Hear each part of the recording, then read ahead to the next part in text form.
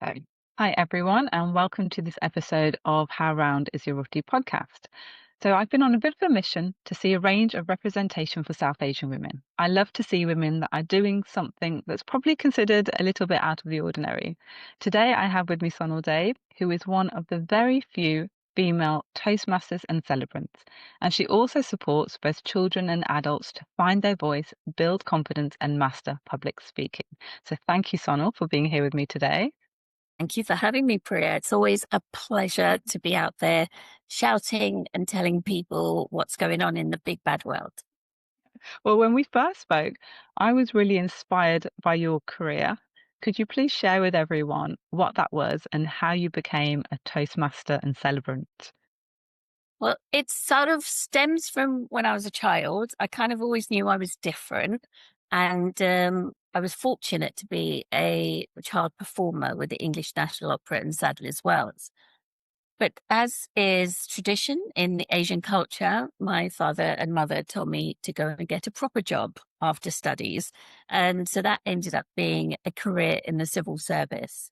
So in the civil service, I went from being an admin officer through to being a deputy director at the Home Office. But in the background, I kept my acting and my singing and my presenting going because that's where my passion was. And I suppose the civil service was the career as such, deemed the career, and it paid for my holidays and my mortgages and various other things. But as I was there for many years and as I rose through the career ladder, something just started to feel off. Um, when I looked around me, I didn't see many Asian women in high profile positions. What I did see was a lot of people very quickly also rising through the career ladder, but they weren't necessarily Asian or diverse. When I reached deputy director, I saw um, non diverse people going past my position. And I kept wondering what was like, was it me? Was there something in me? But I also noticed in my career that I was treated differently. I felt like I remember one time when I went for a promotion and my boss saying to me, "Oh, no, you shouldn't go for that." And I was like, "Well, why?" He said, "Well, you have to wait for the tap on the shoulder." And I was like, "What tap? And when's it going to happen? And will I be 75 by the time it happens?" kind of thing. And then I just noticed, like, just when my mum passed away, unfortunately, in 2012, and I needed time off to go to India because dad wanted to scatter her ashes there. And then, like, the day I came back to work, I was told it was during the Olympics time. And I was told, "Oh, we put you on the night shift." And you're sort of thinking, hold on, I've just lost my mum. I've just come back to work. Why are you treating me like this? And then when the Olympics finished, I noticed everyone was getting put into different roles. And yet I was being held back to do like all the legacy work and what I'd call the administrative work. Yeah, I was in a senior position. Mm.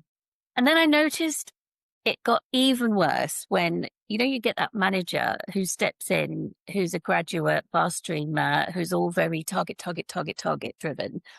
Um, and she made my life very difficult. And in fact, it was my husband that noticed first that it was affecting my health. I wasn't sleeping well. I wasn't eating well.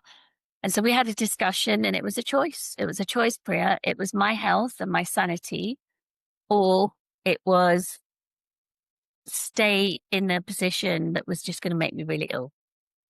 And so we made the move and I left and it was hard. I don't think people realize that when we talk about grieving, we kind of come from a place where somebody has passed away.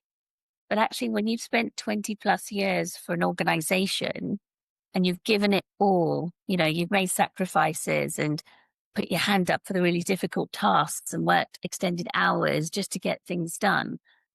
And then it's gone and you wake up and you're like, dum, da, dum, da, dum, what's today? And so I went through quite a roller coaster of times of emotions. And I don't think we give ourselves time to do that as Asian women. We're always go, go, go, go, go. Put your head down. Don't say anything. It'll be all right. Don't worry. And we don't actually stop and just kind of almost respect what's happened. How did it make me feel? How am I going to manage those emotions? And then importantly, what's next? Yeah. And it was the what's next that was the powerful thing for me, where it had to be what I was passionate about. And then was born Sonal Dave, celebrant, Toastmaster, and public speaking expert. And I, to be honest, have not looked back since then. I try not to watch the civil service news too much, um, because there's very rarely any good news. But it was, I think, again, we're brought up as Asian women, Priya, to like just stay where you are and, look at the figures that you're earning and not necessarily what do you want to do? Yeah. What makes you wake up and smile in the morning? What are you passionate about? Mm. And I really wish I'd been told that numerous years ago so that I wouldn't have fallen into that trap of 20 plus years and then coming out of it and feeling like I was just a number. Um, my name, the work, the time, the effort, was it recognized? Mm. It's a hard place to be, Yeah. definitely. But I made a good choice in the end. It's strange, actually. There's a lot of similarity there, that I found in banking. That my career was 10 years, so half of what you had, but it also felt like I was just a number. And near the end of it, I thought you could just give this to anyone else. I don't know what difference I'm personally making to this. I feel like a cog in a machine. I came back from maternity leave and my priorities changed in my career. And then the pressures were still there and there's no consideration for any change in circumstance. I mean, I did manage to get a few more days working from home, which before COVID was quite difficult to get. Yeah, but just that feeling, and unfortunately, I think what you said about your manager and feeling pushed out or unrecognized, undervalued. I hear from a lot of South Asian women in my career coaching.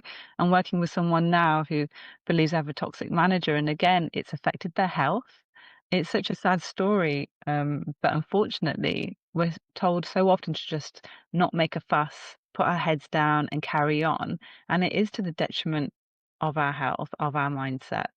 Yeah, Um, and I think also they don't necessarily understand it when it's a very white cultured organization, as it was back in the days when I was in the civil service. They don't understand our culture. yeah, They don't understand that when somebody passes away, there are 13 days of rituals and it isn't just, oh, somebody's passed away, funeral, everyone go back, to the pub, have a wake and, go carry on with your life. It's a very different journey that people go on. They have very, well, the managers I had, there was probably two who actually had an understanding and they were Asian. But everyone else, didn't understand caring responsibilities, childcare. I myself have a disability and health conditions. They definitely did not understand what that meant for me on a day-to-day basis. So you're already battling because you're uh, you're different. mhm, And then when you add on, whether you're a mother or a carer or you have a disability or somebody in the house has a disability, it's almost like the the bricks just start getting laid on top of each other. And then you have to find a way to smash them down and forge your own journey, whether that's in the same place or you kind of put on your big girl pants and you move into a new space that gives you that much more joy. yeah, yeah, definitely.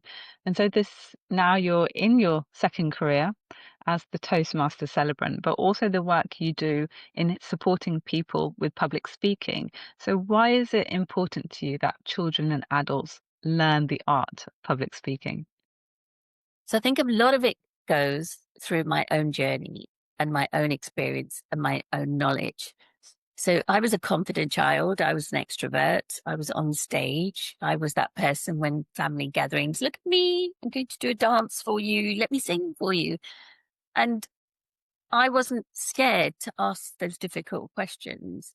And I was prepared to almost be told, chup kar, be quiet. Just don't, you can't ask those questions. Whereas I thought thinking, why can't you ask those questions? What's wrong with asking those questions? And I think there's over the years, and apologies to any parents who might feel that I'm downing the hard work that you do. I'm not. I know um, parenting is difficult. I myself don't have children. I have two dogs. Slightly harder because they don't speak to you and tell you what they want. But parenting is hard. There's so many competing priorities that are going on. So I think it's so important that parents themselves, adults who are not parents, children have what I call transferable skills. Now, why are they important? It's important because they're not just for a day and then it's gone. It's not like you take an exam today, done the exam, you passed or failed, and then you just move on. These skills are for life. Communication, being able to communicate with anyone, whatever age they are, whatever their background is, whatever their academic qualifications are, having the confidence to walk into a room, whether you're a child or an adult, at home, at school, in the workplace, in the community, having the confidence to just step into into that space and be you. And another important part of public speaking is self-acceptance. If you don't like how you sound, how you look, how your shoulders sit, how your mouth might be crooked or not, then your inner confidence is never going to glow. It's always going to be subdued. And you're always going to be like, oh, I wonder what they think about my hair. I wonder if they'll like my nose. Oh my God, don't just hide your mouth for a bit because you don't like your crooked teeth or something. So self-acceptance comes through learning public speaking skills. Body language, how powerful is body language and voice control when you master it? You can get people to say yes to you without them even realizing that all you've done is you've just pushed yourself forward a bit, or you've gone, oh, but come on, let's just think about this. You know, how many people are we going to, you just change your tone. Those kind of skills, storytelling, like once upon a time, there was a young little girl. She started on stage. And then that moment on stage was the beacon of light for the rest of her journey. Those kind of skills help you in every single situation in life, whether it's children trying to tell their mum or dad what they want, or whether it's at school trying to tell a teacher you don't want to do maths, you want to do English, or even at work, you want that promotion, you're a new team leader. Whatever scenarios there are, public speaking skills are just the most ultimate skills that will help you to open doors towards your success and open doors to maybe getting a yes instead of a no. And I don't think people understand just how powerful those skills are. Yeah. And what the focus has been for a number of generations now is grades, grades, grades, university, university, university. In fact, there was a post today that I was reading about a mother who's a little concerned because her child doesn't want to go to university and wants to do an apprenticeship. You know, apprenticeships give you degrees. They give you experience in life. They give you time to go and be with people and earn a little bit of pocket money as well. And many of those apprenticeships now do actually give you the space to learn these skills. They'll give you a certain number of hours to go and learn what we call life skills. So whether it's time management, public speaking, finances, all those kind of soft skills, life skills, transferable skills, which help you to become a better human in life and be more independent and hopefully ultimately be successful as well. So long answer there, but it's because I'm so passionate about it, career. I see this, I see what it can achieve through my own students that I've taught, as well as those who've done my online courses. I see the success at the end of it. And I'm just like so proud that yeah, more people need to be doing that. Definitely. And I agree with you so much on everything you said, both as a mother to two young girls and wanting them to grow in confidence and what public speaking can do for that confidence. And comparing how I was as a child, I was the very shy girl, quite introverted, hiding. And then that really impacted me when I got to work because I was a relationship manager. I had to meet people, I had to network, I had to negotiate, I had to stand up in a room full of people I didn't know and present. Wow. And so I didn't learn those skills until much later in life, and it was a lot harder for me. And even now, I go on and I do webinars. And as an introvert, I say to myself, I can still do it. I just have to do it a bit differently. I just have to prepare a bit more. I'll practice a bit more to help me increase my confidence before I go for it. But anybody is capable of public speaking. And it's quite funny because even in the banking world, I would meet directors, senior directors, and their one fear would be public speaking. And I used to think, you're so high up. How have you not overcome this before? But it can happen to anyone, and they have that fear. And I think it's just recognizing it, having that awareness, and then willing to do something about it. Because I really believe, like you do, once you have it under your belt, you can open up so many doors for yourself. Yeah. And here's a tip for anyone who's listening or watching. If you have a public speaking fear, a lot of the time it's because something happened to you when you were young. It could be that you put your hand up in class and you got the wrong answer and everyone laughed at you. It could be that you were in a family environment and you said something and some auntie or uncle were like, don't say that, or chukka, or you can't have that opinion, or that's wrong, or there's always something that's happened that has put you into a position where there is that fear.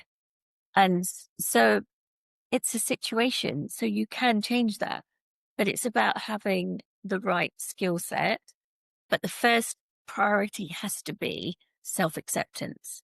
There's a big mod, like in one of the courses that I do, there's a big module around self acceptance, getting used to how you sound, getting used to how you look. And for introverts, that's hard. That is hard. But remember, and again, another little tip, God, I'm sharing tips. Another tip, whenever you're talking or when you're doing a presentation, people don't know what you're going to say. People don't have your script. So even if you say something slightly wrong, or you say something a bit jiggled up, something that was meant to be afterwards was said before, it's okay. They don't know your script. You know, nobody actually knows your word for word what you're going to say in a sentence. So your fears are not necessarily what the audience are thinking about. The audience want to know what's your message. So as long as your message is clear, whether it's at the beginning, the middle, or the end, or all three, that's the most important part. Focus on that. Yeah, definitely. I'm writing these tips down because I've got two webinars coming up soon, so they'll be useful for me. And you touched on it there about self-acceptance. And I work with women who might say to themselves, I'm not confident in this, I'm not confident. Could you talk a little bit more about what that inner confidence means to you? So inner confidence to me is very much about an acceptance of me, who I am. That's both internally and externally. So what you see, but also internally, I have a disability.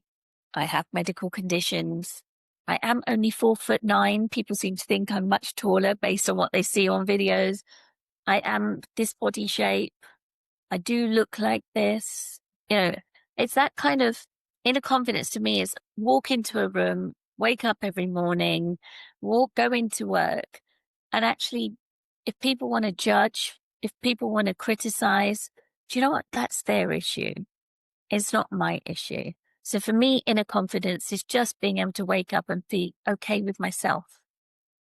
And I think people are, again, part of our upbringing is very much we were brought up to be concerned about what others might think.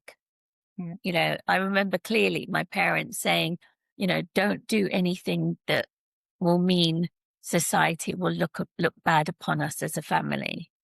Um, Whereas actually, do you know what? We are who we are, and maybe that doesn't fit into the society's mold of what an Asian woman should be like. But that's okay because it's not society that's living your life. You're living your life. So why not choose to live your life your way? Mm. I love that.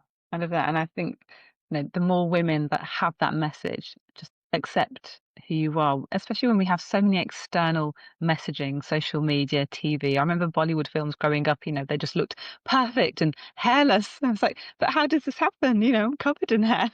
And it just makes you feel a little less than, or that you're always striving for something else. And I think you can come to that point, and the sooner you come to that point of accepting yourself, the happier you will be as well. And you look at those films, and they're the Bollywood movies, the Hollywood movies, the Tollywood movies, right? They're all about entertainment, aren't they? And they know that having a pretty woman in some sexy outfits is going to sell, right? Um, if they had a woman that was fully clad head to toe, wearing, I don't know, jumpers and a kurti top and a pair of trousers, it may not be as subtle. Although I'd like to think I'd be really good at the Bollywood movie. But yeah, I mean, it's a marketing ploy, isn't it? At the end of the day, it's a marketing ploy. If you look at TV shows, um, just they'll focus on what's the current agenda, what's currently happening in the world, what's the current crisis agenda. It's all about marketing. But if people just turn it around and go, you do what you want to do, I'm going to do what I want to do because I'm absolutely awesome. I'm beautiful as I am. I'm absolutely awesome. And if you can just wake up every morning, and that can almost be your mantra, if you're the kind of person that needs mantras, wake up and just go, I am beautiful. I am me. This is me. And then everyone else do what you want. Say what you want, feel what you want. 'Cause I know 100%, Greta, there are people out there that will say things about, oh God, there's Sonal. Oh, there she goes again. But you know what? That's okay. Who cares? Carry on. There'll be those, for all of us, there'll be those that love and there'll be those that hate. That's just part of life. Unfortunately, there is love and hate. Just don't focus on the hate. Just focus on the love, but bring that love into yourself. And that is truly inner confidence. Definitely. And when it comes to that confidence and then communication, what would you say that relationship is? So they're actually very strongly interconnected. And often they're sort of said separately, like confidence and then communication, but they are actually really strongly connected. So I've written it down because I get this the wrong way round. So I'm going to make sure I say this right. So effective communication boosts confidence, and confidence can improve communication skills. So I'll say that again. Effective communication can boost confidence, and confidence can improve communication skills. So actually, they both really do intertwine. But for some reason, we kind of go, let's teach confidence, let's teach communication, as opposed to going, let's teach effective communication and confidence. Mm. Yeah, Does that make sense? yeah, that makes sense to me. Definitely. One of the webinars I'm doing is on confidence next week.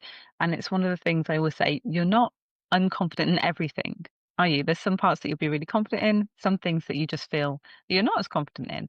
So it's important to focus on those and set goals on the areas that you don't feel confident with. And then having that confidence, I think it leaks into other areas of your life. It just gives you that boost and you see things differently in lots of other areas too. So it can lift you up. But definitely, yeah, I agree with that saying. Yeah. And confidence as well comes in different forms. It can be from how you speak. Confidence can even just be how you stand, how you sit. Like often you'll hear people saying, oh, if somebody's sitting like this and leaning back, it means that they're not interested, they're not leaning. But that might just be somebody's confident position. In public speaking, we teach that, if somebody's like this or they've got their arms like this, they're creating a block. But actually, for an introvert, that's a really comfortable way to sit because they're kind of just being in themselves, being comfortable with themselves. So again, even within public speaking, it's being able to identify, is somebody sitting like that because they're really bored, and you'll tell because they'll go, which will tell you they're bored, or they're on their phone creating their shopping list. But if somebody's just sitting like that, but they're looking at you and they're listening and they're nodding, that's not them creating a barrier. That's not them being negative. That's just them being in their confident, comfortable sitting position. So it's almost like you have to almost have this gut instinct as well, alongside the knowledge of public speaking skills.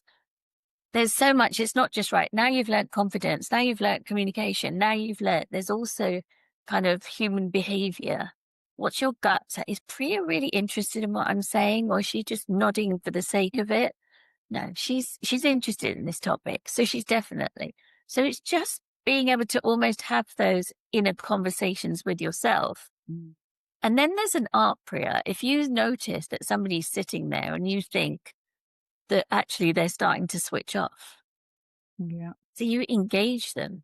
You engage them and you immediately go, yeah, Priya, so what did you think about that comment that I just made? Mm. And then they're like, oh no, she just asked me, what did she say? And immediately you're starting to get people involved and engaged with what you're saying. So public speaking is not just um, learn these skills and off you go.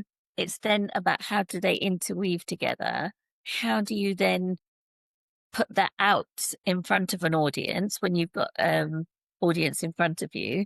Or how do you then engage when you're talking to somebody on a Zoom or a Teams call? So it's amazingly fascinating and I love it. But that human behavior side of it actually comes into that learning as well, which brings us back to inner confidence. So if I've got my inner confidence, I will ask somebody who's yawning, what did you think of that? How did you feel about that comment that so and so said? So it's, these skills are just so powerful, so, so powerful. And I come across a lot of women who just say, I hate public presentations. I hate getting up in a team meeting, having to present. So I'm just trying to bring together now some of the tips that you've already given. And if you've got any extra, please feel free to share. But if I was that person and I was going to work and I was, getting really nervous of having to do a presentation, what advice would you give to someone like that? So I call it the 3 Ps. Okay. 3 Ps, nice and simple. So plan, prepare, and practice. So whenever you're doing a presentation, there's the planning element. And the planning element is, what is the topic? Who am I presenting to? So for example, if you're presenting on a topic and you know there's going to be a professor of that topic sitting in the room, you know that you need to be extra careful if you're going to start spouting stats and science and things. And also then, what do I not know about this topic? So that's the planning. Um, and then the preparing is, now I know what the topic is, what I don't know, who's going to be in the room. You start preparing your presentation. Now, the worst thing ever is, as we call, death by PowerPoint. So maybe a few slides. You do not need 150, Hmm. just a few slides. And your few slides might be, one might be, who are you? Why is it that you're there doing that presentation? Why have you been chosen? One might be what your key message is. And one might be, if you are going to use stats, you might have a little, I would not use graphs. I'd use bullet points and figures, because graphs and pie charts, and if you start using colors, you don't know if anyone's colorblind, you don't know if anyone's got dyscalculia, thinking about who might be in the room, what disabilities might be there, what neurodiverse conditions might be there. So make it as simple as possible. Now, in the preparation part, be really simple, open, middle, and end. Okay. Opening, who are you? What is your presentation about? What are you planning to deliver? Middle part, tell them what they need to know about that topic. It might be some history, it might be some background, it might be what happened last month versus what's happening this month. And then the end is the message that you want to give. And you can always finish with, do you have any questions? But if you are going to say, do you have any questions?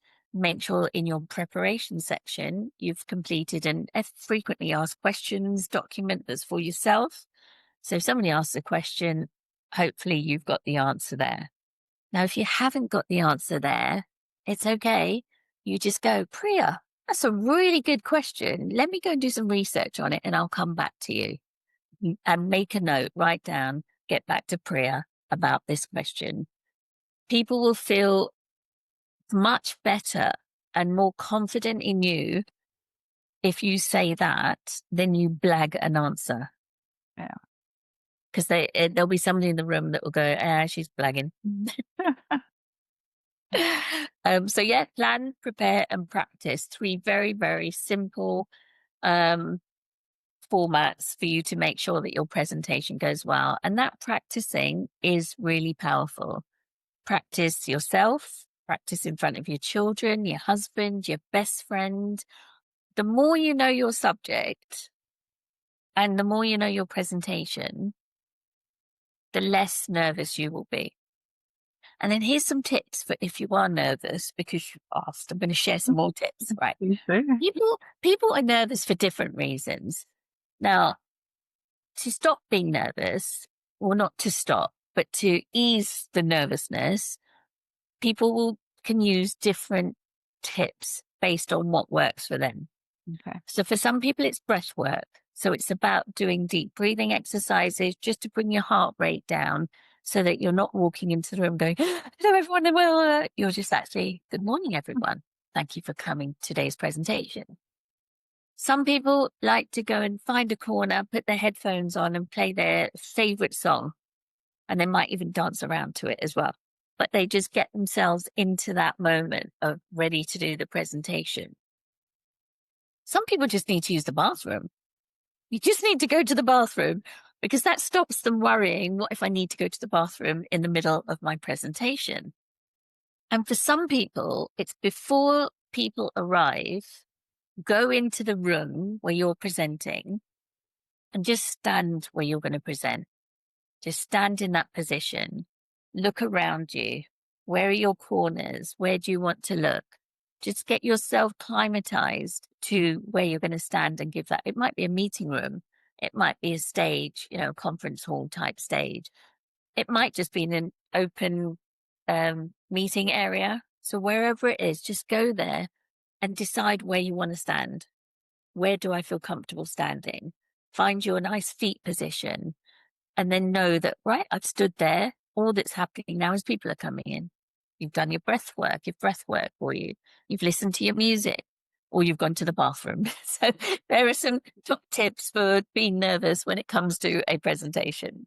Thank you so much. I feel like it's turned into a bit of a presentation masterclass, but very useful, very useful. And I think so relatable as well, because it is quite a common fear. It's something that a lot of people dwell on. So those tips I know will be really valuable for women listening and for myself, because I've got a couple of presentations coming up and I still get very nervous. I've done quite a few now, but beforehand, as I say, I'm the one that will meditate and try and calm my heart rate down, because otherwise I'll get started and just blab really Yeah. quickly. So You know what everyone does, even if I'm not gonna lie, if I have to go out onto a big stage and there's, 1,000 people in front of me, there is a moment of butterflies, but it doesn't always have to be butterflies for nerves. It could actually be butterflies for excitement. So sometimes we assume that butterfly feeling or that uncomfortable feeling is nerves. But actually sometimes it could just be the excitement of the moment. Like, I'm going out there. I'm going to be speaking to these 1,000 people. They're going to be listening to me. But you could very easily fall into I hope they like me. Or do they like what I'm wearing? Oh my God, I wonder if they like my earring. You could very easily fall into that trap. Whereas just wear the clothes that you're comfortable in. So you're not kind of pulling your skirt down or lifting your trousers up or adjusting yourself all the time. And just do that free work that's right for you. yeah. None of us are the same. So what works for me will be different for you, will be different for somebody else. Just find what that thing is for you and remember it and hold on to it so that whenever you have to do a presentation again. And so important, take a moment afterwards just to reflect. Mm. Just to reflect, because it's very easy just to do the presentation and walk away and go, woohoo, I did it. Whereas if you actually just take a moment and reflect, and often you can tell it could be the round of applause, It could be the stand up, everyone standing up and a standing ovation. It could be the number of questions you're being asked. People are really interested in what you're saying. It could be at the end of the presentation, there's a queue of people waiting to speak to you. There are so many ways to work out, did you do well? Did it go okay?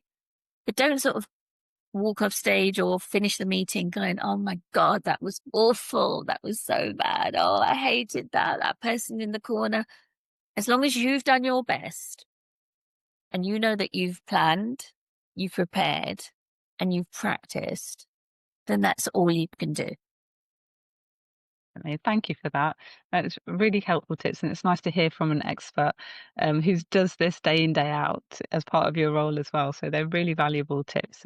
Thank you so much for coming on the podcast as well. I think your experience, it shows great representation with South Asian women. The things that you're doing about asking questions, especially while you're younger, and being curious, and I think turning into your passion, finding your joy instead of feeling like a cog in the machine that can be the corporate world. And sometimes people have to do that, like I said, for financial reasons, for stability. It's understandable. But again, I always encourage women as well, just find what makes you happy, even if it is something on the side. Don't lose that spark, that bit of joy. And you never know what it might turn into in the future, like you've done, and created a career out of it. Yeah. And it's so important because I think if one thing we've all learned, life is too short. Yeah. And if we spend all of our life doing something, I call it, do you want to live the life of expectations Mm. or do you want to live your life your way? And you have a choice. If you choose to live the life of expectations, that's okay. There's nothing wrong with it, but you've made that choice. Mm. But if you choose to live the life your way, then make the most of that. And definitely, if you've got a passion out there, don't leave it in the box that might get opened one day. Actually, just find little ways that you can follow that passion. And if it turns into a career, let me know. Well, please let me know too. All right. Thank you for your time today, Sonal. It's been great talking to you. Thank you for having me.